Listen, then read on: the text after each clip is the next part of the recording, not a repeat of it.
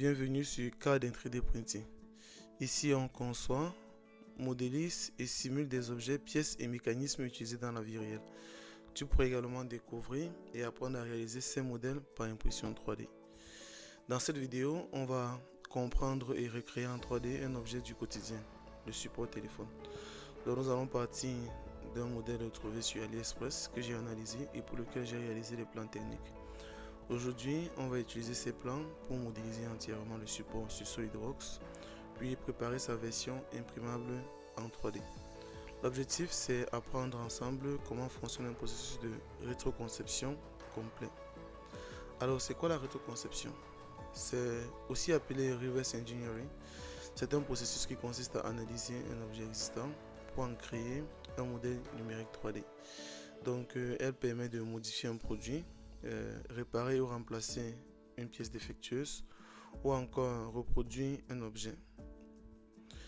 Les étapes de la rétroconception, elles s'effectuent en 4 étapes. La première, c'est l'analyse de l'objet ou de la pièce.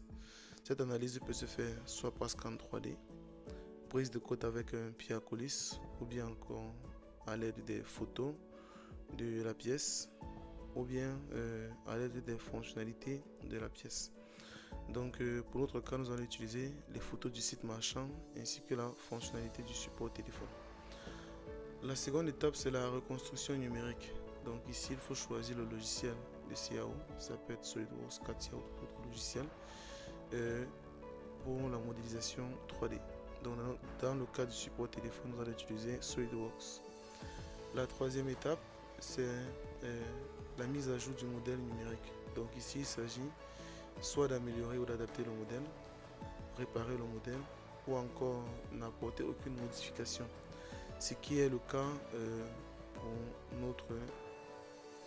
pour notre cas d'exemple. Enfin, la dernière étape, c'est la fabrication.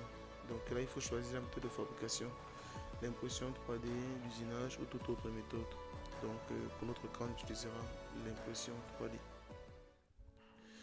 Maintenant que nous avons compris le principe de la rétroconception et les étapes du processus, nous allons passer directement à la modélisation 3D sur SolidWorks.